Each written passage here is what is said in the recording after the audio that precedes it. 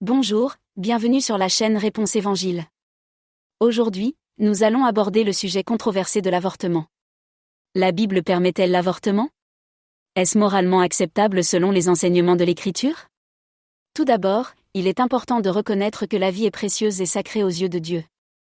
Dans le livre de la Genèse, chapitre 1, verset 27, il est écrit « Et Dieu créa l'homme à son image, il le créa à l'image de Dieu, il les créa hommes et femmes. » Cela signifie que chaque personne a une valeur inhérente aux yeux de Dieu, quel que soit son âge ou sa situation.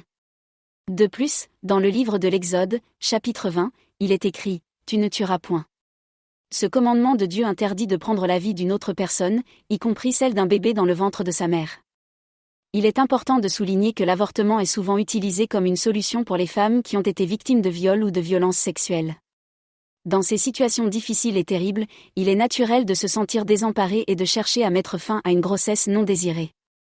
Cependant, il est important de se rappeler que le bébé dans le ventre de sa mère n'est pas responsable des actions de son père et ne mérite pas de payer pour ses fautes.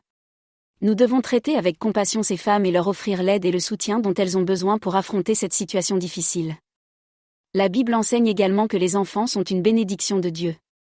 Dans le livre des Psaumes 127, il est écrit « Voici, les enfants sont un héritage de l'Éternel, le fruit des entrailles une récompense. » Cela signifie que les enfants sont un don de Dieu et doivent être aimés. Mais qu'en est-il des femmes enceintes dont la vie est en danger? La Bible n'aborde pas directement la question de l'avortement dans le cas où la vie de la mère est en danger. Cependant, la Bible nous enseigne à avoir confiance en Dieu et à lui laisser le contrôle de nos vies, même dans les moments les plus difficiles.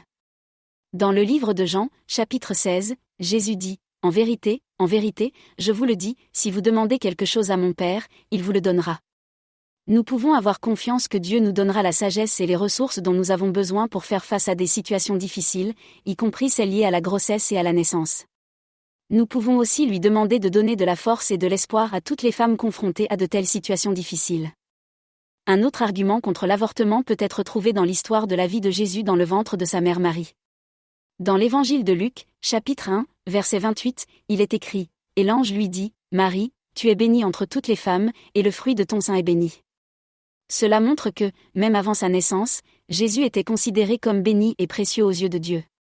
Si Dieu a accordé une telle valeur à la vie de Jésus avant même sa naissance, combien plus devrions-nous considérer chaque vie non née comme précieuse et digne de respect? Un argument supplémentaire contre l'avortement est qu'il va à l'encontre de l'idée de self-control et de discipline. Dans le livre de Proverbes, il est écrit « À celui qui a le contrôle de ses passions, tout lui réussit, mais celui qui est irréfléchi sera bientôt ruiné. » L'avortement peut être vu comme une solution facile à une situation difficile, mais cela va à l'encontre de l'enseignement biblique sur l'importance de maîtriser ses passions et de faire des choix responsables. Si vous êtes confronté à une situation difficile et ne savez pas quoi faire, je vous encourage à chercher de l'aide et du soutien auprès de personnes de confiance. Il y a des organisations qui offrent du soutien et de l'aide aux femmes enceintes et à leurs familles, ainsi que des options de placement en adoption si vous le souhaitez. Je vous encourage à lire la Bible et à demander à Dieu de vous guider dans vos décisions.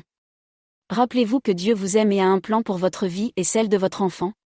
Si vous êtes confronté à une situation difficile, rappelez-vous que Dieu est avec vous et vous aidera à trouver une solution. Je vous remercie d'avoir regardé cette vidéo. J'espère qu'elle vous a aidé à mieux comprendre la position de la Bible sur l'avortement. Si vous avez apprécié cette vidéo et si vous voulez en savoir plus sur la Bible et comment elle peut guider votre vie, n'oubliez pas de vous abonner à notre chaîne YouTube. Nous publions régulièrement de nouvelles vidéos sur des sujets importants, et nous aimerions partager notre foi et notre amour pour Dieu avec vous. Alors n'hésitez pas à nous rejoindre et à faire partie de notre communauté en vous abonnant dès maintenant. On se voit dans la prochaine vidéo. Prenez soin de vous et que Dieu vous bénisse.